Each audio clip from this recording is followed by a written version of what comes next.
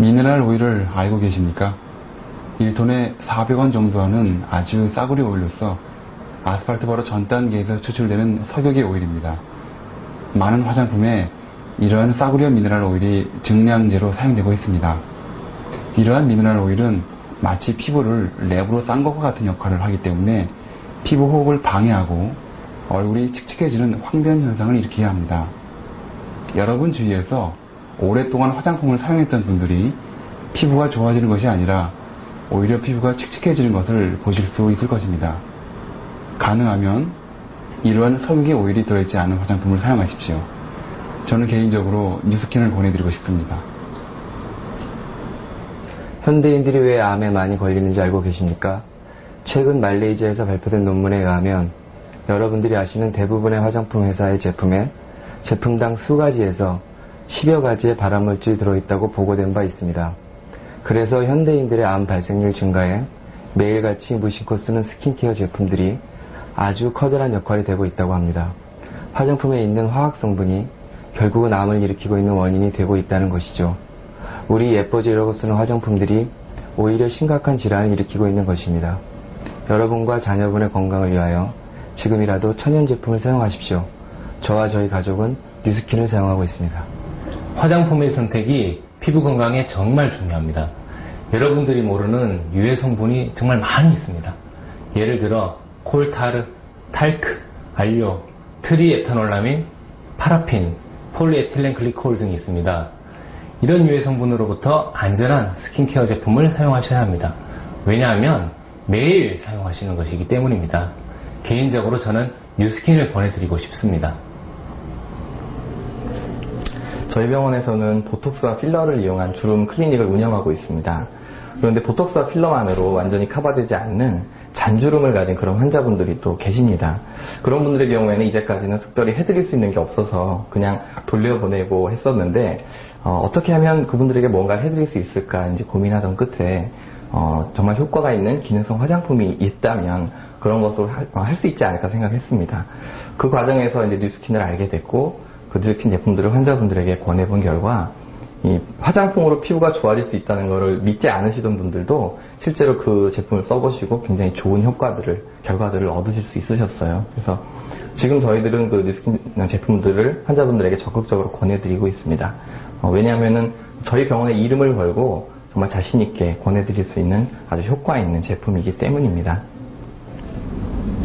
여러분, 푸텔라이트라고 들어보셨습니까?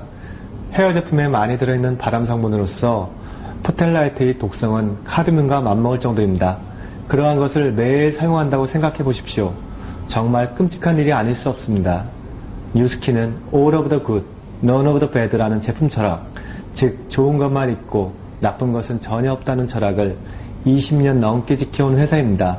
여러분들이 매일 사용하는 화장품, 정말 나쁜 성분은 전혀 들어있지 않을까요? 저와 저의 가족은 뉴스킨 제품을 사용하고 있습니다. 건강한 피부는 약산성을 유지해야 합니다.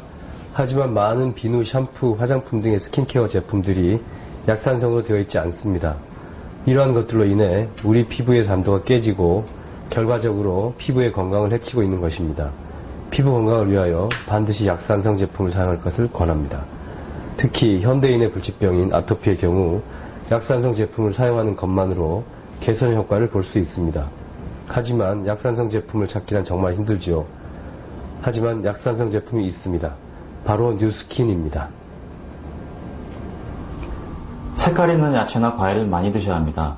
야채나 과일에 노화를 억제하고 질병을 예방할 수 있는 항산화 성분이 들어있기 때문입니다. 예를 들어 베타카로틴, 루테인, 라이코펜, 안토시아닌 등이 바로 그러한 성분입니다.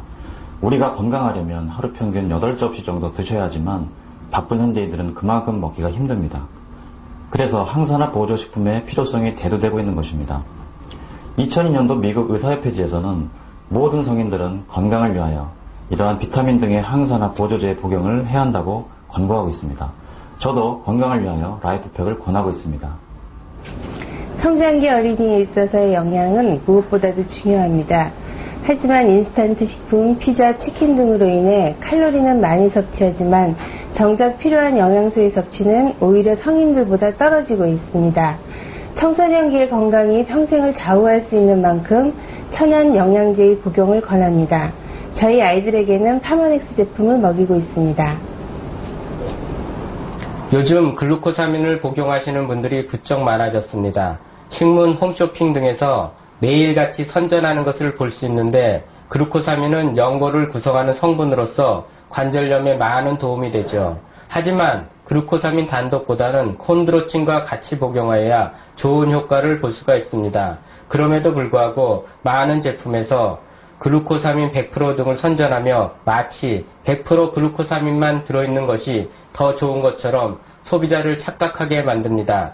제 가족이라면 파마넥스 제품의 복용을 권하고 싶습니다. 우리가 매일같이 먹는 건강기능식품들이 정말 나의 건강에 도움이 될까요? 어떻게 알 수 있을까요? 사실 알 수가 없습니다. 왜냐하면 대부분의 건강식품들이 임상자료가 없기 때문이지요.